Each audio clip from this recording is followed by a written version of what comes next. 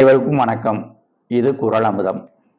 இப்போ செங்கோன்மை அப்படின்னா செங்கோல், செம்மையான நிர்வாகம், செம்மையான ஆட்சி, அப்படி இருக்கிற ஒரு தன்மை, செம்மையான நிர்வாகத்தை தரக்கூடிய ஒரு மன்னன், அது செங்கோன்மை.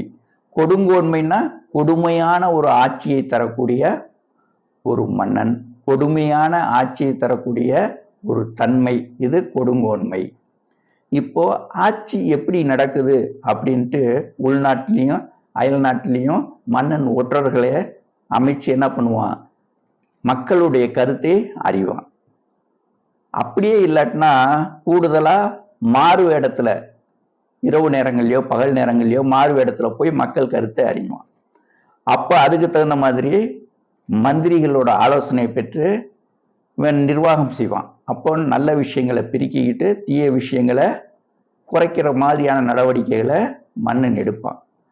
இதைத்தான் வள்ளுவர் சொல்றாரு, கொடுங்கோன்மை.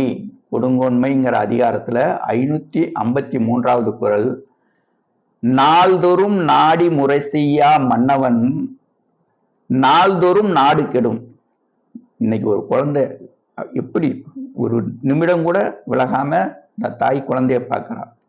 ஒரு விவசாயி அந்த பயிரை குழந்தைய பார்க்குற மாதிரி பார்க்குறான். அந்த மன்னன் தன் குடியை எப்படி பார்க்கணும், அதுவே மாதிரி பார்க்கணும். பார்த்து என்ன பண்ணணும், தினம் தினம் பார்க்கணும், நேரம் பார்க்கணும். அப்போ எந்த நேரத்துக்கு எது சரி, எந்த நேரத்துக்கு எதை சேர்க்கணும், எந்த நேரத்தை எதை தவிர்க்கணும் அப்படின்னு முடிவெடுக்கணும். அததான் நாள்தோறும் நாடி முறை செய்யா மன்னவன். தினம் தினம் ஒவ்வொரு விஷயத்தையும் யோசிச்சு நல்லதை சேர்த்து கெட்டதை தவிர்த்து முறை செய்யா மன்னவன், நிர்வாகம் செய்யாத மன்னவன் நாள்தோறும் நாடு கெடும். ஒவ்வொரு நாளும் என்ன ஆகும், அப்படியே கெட்டு போகும். ஒரு விஷயத்த நாளொரு மேனி பொழுதொரு வண்ணம்னு சொல்லுவாங்கல்ல, அப்போ அது வளர்ச்சியை வந்துகிட்டு இப்ப இடைஞ்சலை வந்துகிட்டு தேய்பிரை மாதிரி. நாள்தோறும் நாடி முறை செய்யா மன்னவன் நாள்தோறும் நாடு கெடும்.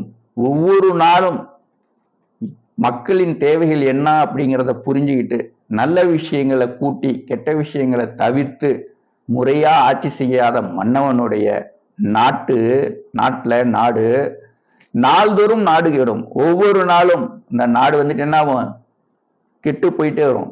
அந்த நாடு கெட்டு போயிட்டே வரும், அழிவை சந்திக்கும் அப்படிங்கிறார் வள்ளுவர். மீண்டும் ஒரு குறளோடு சந்திப்போம். நன்றி.